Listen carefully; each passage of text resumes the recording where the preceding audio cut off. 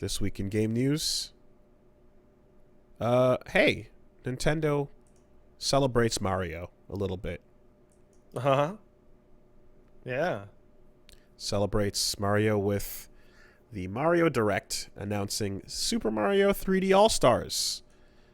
A collection of Mario 64. Totally the best way to play that game right now. Oh, Totally absolutely. the number one. Yep, just that's the way you want to play it. Also includes Mario Sunshine, Mario Galaxy. It's like Mario All-Stars back on the Super Nintendo, except now it's the 3D version. Wait a second, Wooly. Mm-hmm. Where's Mario Galaxy 2? I don't know. Not there. Now, I've heard a lot of good things about Mario Galaxy 2. It's great.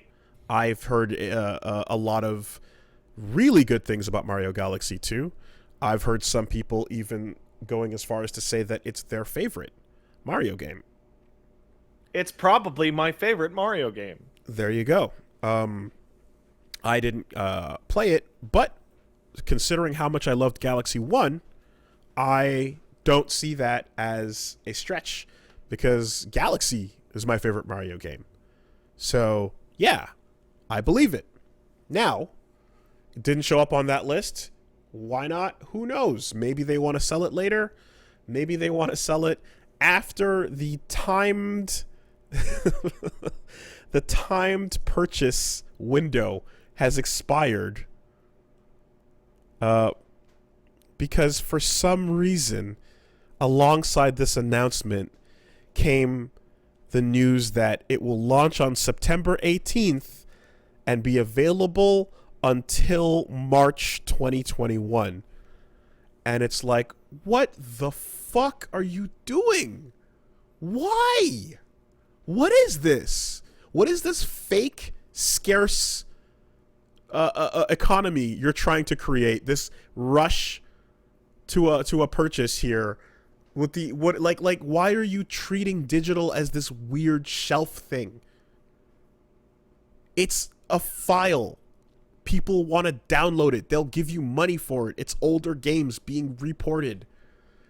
And it's totally, for sure, for real, the best looking version of Mario 64. Totally not something that people could play in any other way if they wanted to, with more options and visible control. But they're putting it up on the shelf for a couple of months and then taking it down less than a year later.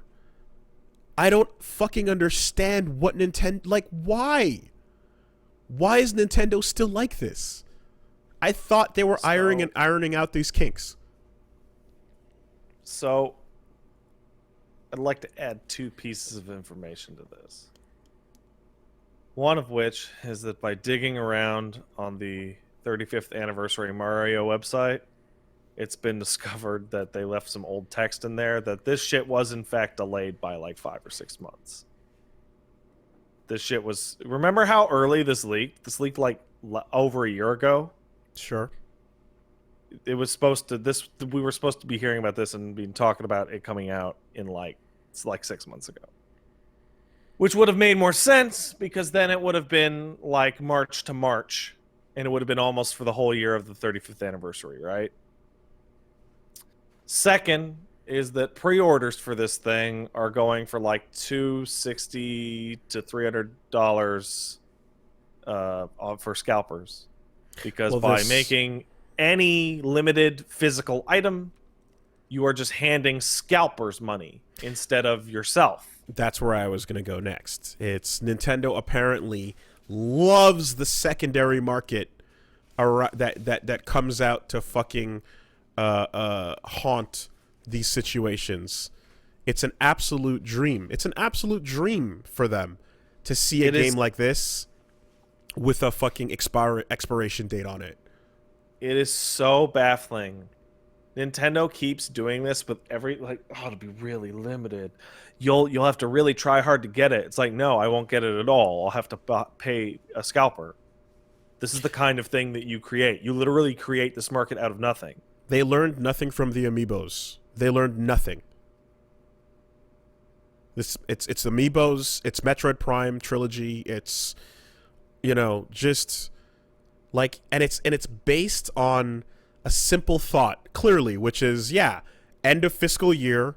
Let's force the purchases to all happen in this limited window, because remember, if it's only here for a limited time, you gotta go now. But it's like, it's a fucking file, man.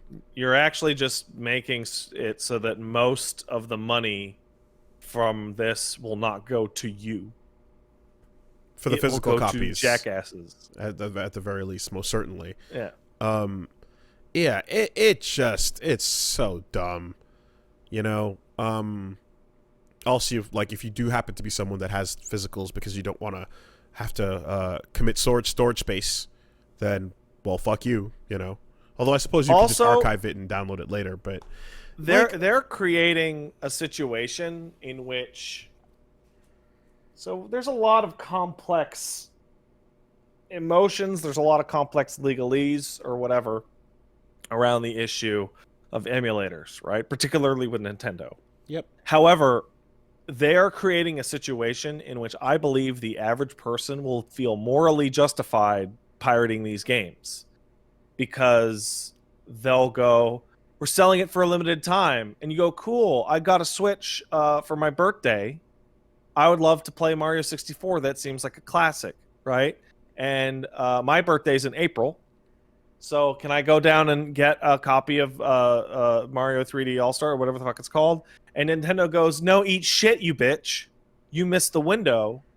The only place you can get it now is $600 from some shady motherfucker on eBay. And I go, not even from you? And they go, no, fuck you. Or you could always go plug in a GameCube. Right? Oh, which they don't sell anymore. Or a Wii. Which they don't sell anymore. Or an N64. Which they don't sell, right? And so it's like, then it literally becomes, Nintendo says to you, well, I guess that's too bad. You're not allowed to play this. To which case, the average person is going to go, oh, okay then. Fuck you. I'm going to go download it, LOL. So, I think that it's awesome that there is, this exists so that people that are super young can get access to these fucking amazing games they otherwise might have dodged, Someone who might have just straight up been like, yo, my first Mario game was Odyssey, like, gets to go back and see some really cool shit. And Sunshine included, which, I wonder how much the new people are going to... I wonder what the new fans of Sunshine are gonna say about it, considering at the time there was such a controversy, but now it feels like a distant memory. That's really kind to Sunshine that you think there'll be new fans of Sunshine. I'm one of the people that thinks that Sunshine got too harsh of a fucking rap. I'm whatever the opposite of that person is. I think Sunshine is remembered too fondly. I think people were too mean to Sunshine. I think it was all right. I had fun with it. I definitely thought there was a complete, like, the impact of Galaxy and the impact of 64 are fucking earth-shattering. They're massive, massive games. Sunshine did not have that impact at all, but I think it not having that impact is not cause for it to be like... Oh, no, I really dislike Sunshine. All right. Like, I like... And some of them are petty reasons. Like, step one of me not liking Sunshine and the fact that it never had a chance in my mind is that the Flood sucks and is stupid. So, like, that was my starting point on Sunshine. I thought the game was fun. I had fun with the game. That's about the beginning, middle, and end of it. But it's just that stupid bird from Banjo turned into a water hose. Yeah. Sort of. The bird's name is Kazooie, by the way. Oh. Right. That's not really a negative. But anyway, so Sunshine is there. People can play it. New people can get their hands on it. And then they can fucking play Galaxy and get their brains rocked by how awesome it is. But and between this and like Nocturne's coming out, so you're like, yeah, new generations of people, new kids can get access to some awesome shit from yesteryear. But one, it just sucks that like there's this double bummer with it. The Galaxy 2 part might come later, so who knows? But I don't know why they look at this and think that like the announcement is not going to also be marred with the negativity of this second piece of information. Like, I feel like if retail stores still existed, this would be the time for me to print out a bunch of stickers and go slap the sticker that says morally okay to steal after March 31st, 2021. Unless they decide to have some, like, we're bringing it back thing, or like, I don't know. I can't imagine, like or like here's we're working on Galaxy 2 and here's a code for it. Now that's included for a new package or some shit. I just. Do you think they'll put out new DLC content for a product you're not allowed to buy anymore? No, not DLC. No, I think if anything, Galaxy 2 might be, if they ever do it, they might put that on some sort of standalone thing or its own thing, because it would make sense to bundle it with Odyssey, like Odyssey's current. Fucking limited digital edition, man. Yeah. Holy shit. That's so stupid. It really, I feel like it's been a while since there's been a good old classic Nintendo foible. I haven't had any like this recently. And all you had to do was just announce that you're porting these old games that people love. And that's it. That's it. That's all you had to do. It's a win-win-win. It's the anniversary. Some companies don't even give a fuck about the anniversary of their characters. They get no acknowledgement whatsoever. Some mascots are left in the dirt. Here, yay. Nice big acknowledgement. All you had to do was just go, hey, look, the games are here now. It's sick. It's awesome. They were late. They were delayed, but it's fine. It's here now, and it's here to stay. Nintendo is the worst at this, consistently. Of like, why can't you just be like a normal company? Just be normal. I thought they were getting better. It's wishful thinking. But yeah, this just reminds you that you're like, no, they're still treating this weird new digital age as something that they can manipulate. Like, they're treating it as if other marketplaces don't already exist without this bullshit, and that people are not used to alternatives. That when they brought in external support for the Wii U's online, they had to ask people, please stop mentioning PlayStation Network or Xbox Live. None of our developers are familiar with those services. They don't know what you're talking about when you describe them. I'm still salty that the Wiimotes have storage space in them, but didn't allow you to transfer your saves. What about how the fact that there was never a way to transfer your Wii U save ever? At all. Yeah. Get an external and fucking hope for the best. Do your thing. Did you see that interview with Sakurai about Wi-Fi? Yeah. That Smash Online today?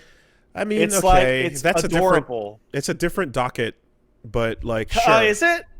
I mean, it's really straight. It's really simple, right? Because to me, this is more like, I mean, Sakurai is not Nintendo, but it's like a perfect example of like, hey Sakurai, why don't you put Wi-Fi indicators in Smash?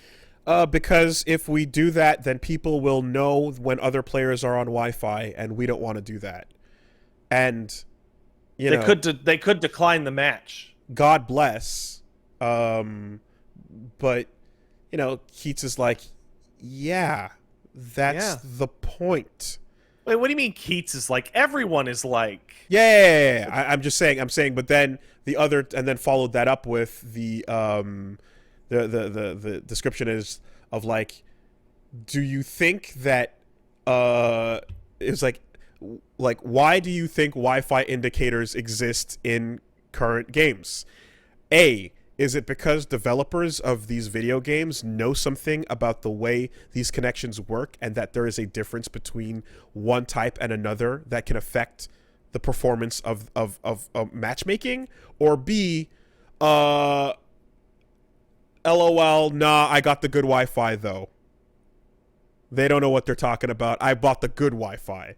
It's like there's a reason why this currently exists in things.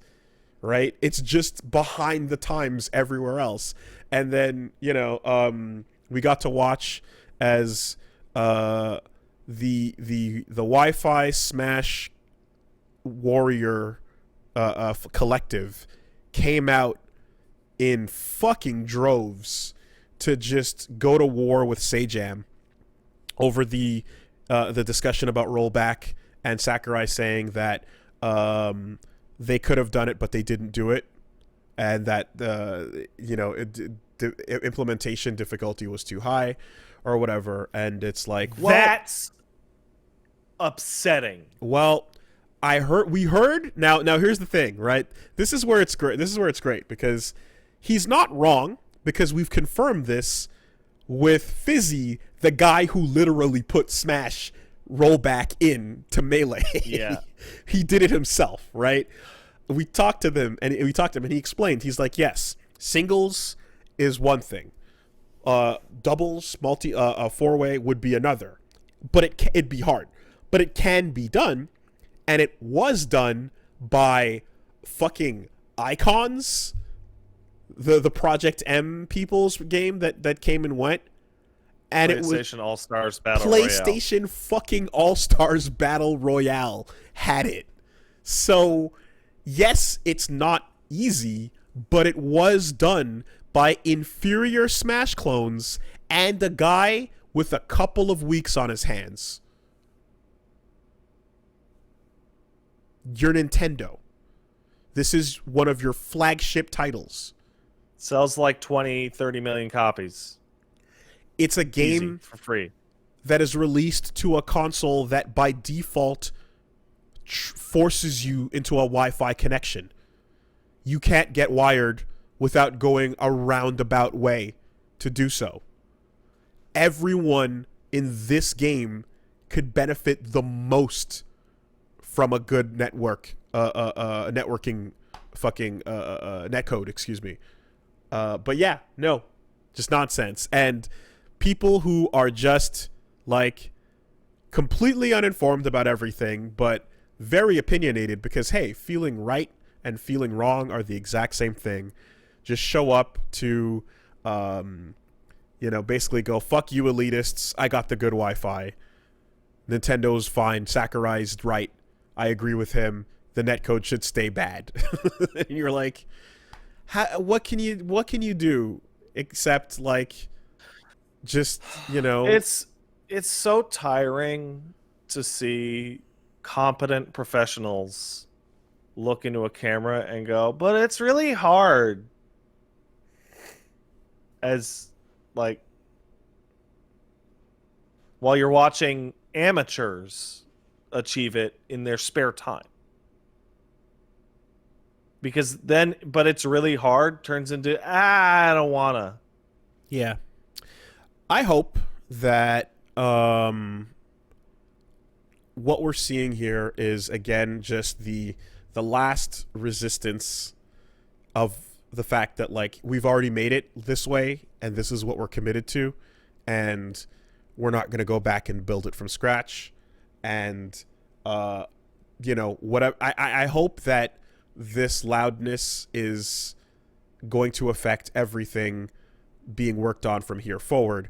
I think Nintendo and Smash would be the absolute last people to ever listen to the wave that's coming. I think ArcSys being the first is interesting. I hope that it works out really well. And I think if ArcSys successfully does it with Strive, we're going to see it kind of, you know, we're going to see it move on from there to other Japanese companies. But Nintendo will absolutely be the last one to ever give a fuck about this. They had to acknowledge it because enough people certainly made their thoughts known on it. I don't know, man. Like, But we're the in the middle of acknowledgement a is the best we'll pandemic get. in which locals can't happen, and you got Harada standing up going, "We're thinking of using AI to predict what your character's going to do if your connection drops." Yeah. So I'm like, what? yeah. What is your fucking moral It's- opposition to role? Like, what the fuck is the problem here? Well, and this is where I shout out Corey Gaming for being such an incredible fucking channel. But Great channel. the whole the thought process behind even that AI type of discussion is essentially that fighting games, and this is you know, Corey had a video on this. Fighting games are at their most fun when you are fighting someone that is close to your skill level. This is where optimal fun window occurs. Blowing people out and or getting blown out yourself is not at all the same experience as having a close match with somebody. And the developers know this. And like Harada talking about that and them getting into that AI stuff is just a weird, like, you got to the same conclusion by walking through the wrong window, through the wrong door. You got to the same place of like, okay, we want people to have fun by fighting an opponent that's close to their skill gap, but instead of deciding to allow them to find a player in this large skill base that can match that with better netcode, they're like, maybe we can just simulate it with better CPU options. And I'm genuinely starting to feel that it is because rollback was invented by Americans. That's a part of it for sure. But like, just straight up. That's a part of it because it's not the full on like, ew, nasty American netcode as much as it is we do things our way. And no one's sat down, maybe they have at this point, but I doubt it. I'm going to go ahead and say, I bet you no one sat down to have the discussions with anyone from GGPO at a Japanese company that might have had that discussion with a netcode specialist that jumped from SNK to Capcom to ArcSys, maybe over to Bandai Namco. Like, there might have been netcode specialists that went through all these companies and they had a fucking couple nights together drinking and having a good time, and then they talked shop about netcode. No one had that with the GGPO rollback world. So yeah, the American part is absolutely part of it. It's a situation where you've got GGPO and everybody involved with it going, it's free, use it, it's free, we'll provide documentation, just use it, it's good. And Capcom looks at that and goes, yeah, we could use that free solution that has all this documentation and is proven to work, but let's do our own badly twice. Like, what? Why? Just, is it just because you didn't invent it? Progress is slow. I really, really wish it wasn't, but it is. And it just takes for fucking ever to get the message across, and once it's received, it then has to be beaten in through failure of maintaining the status quo. So they need to be yelled at for long enough, loudly enough, and then also fail many times before it's like we have nothing else to lose. We might as well change. I just want that League of Legends fighter to come out and make them look stupid. I don't even care if it's good. Like, I just want it to come out and for all the reviews to be like, wow, this plays really great online, unlike Street Fighter V. And then I want somebody to hold the netcode and development people at SF5 up to a TV monitor and have them forced to play with Brazilians for a week from Japan. We've been doing things this way for a while now, and that is fine. Nothing needs to change is a extremely difficult mindset to crack open.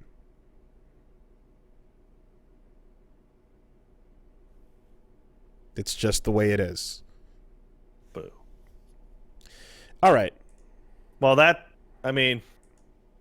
we can circle that back around. It's like, what's wrong with the Disney Vault?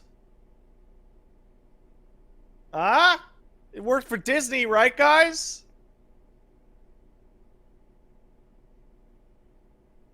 Apparently that Mulan, by the way, is a fucking trash fire. That thread.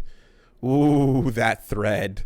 Yeah, the traditional watch along in the form of screenshots and a lot of Twitter tweets in a row about the Mulan the new Mulan movie. You mean the $30 film Mulan? Shout outs to that other tweet about the where the dude just dubbed over a scene in it. Oh yeah, that dude's great. I was watching that earlier. I didn't know that Donnie Yen was in that. Yeah. I like Donnie Yen a lot. To make it legit. And Donnie Yen is now in with Disney because of the fucking Star Wars. It's the Jedi crap. Yeah. He's in there now. Man. It's been we've come a long way since Chapeau. You know? Sure have. Those days are fucking gone. Donnie's great though. Hey Wooly, you see that new video card? Hold on. There was also Mario's 3D World and Bowser's Fury. Yeah, but they didn't say what that was, did they? AKA Bowser's Furry. I saw that. Well, I mean, they're re-releasing Mario 3D World, and we don't know what Bowser's Furry is, but is this one limited time also? This one is coming out on February 12th and has not been given an end date. This should have been included in this package. It should have, but it is not because it is. I guess one, they're making a DLC campaign for it, but two, I'm guessing they just kind of went, yeah, this is worth more. And to be fair, rewatching that trailer, I kind of got hit with a fucking nostalgia bomb of like, oh my god, that game was amazing. Mario 3D World was kind of incredible. I forgot how good it was. It was really good. Like, absolutely fucking strong. Yeah, that's pretty good. Yeah. I felt bad for forgetting. It should be included in that collection. Anyway, we continue to snatch the Wii U's babies as we stomp it into its home. It's kind of crazy how deep it is in, yet we can still reach the babies. There's more babies. There's always more babies. Back in the grave view. Yeah, so that's coming out a month before All Stars is delisted. Cool. So, please get excited for that. Awesome. Fucking Nintendo. Ugh.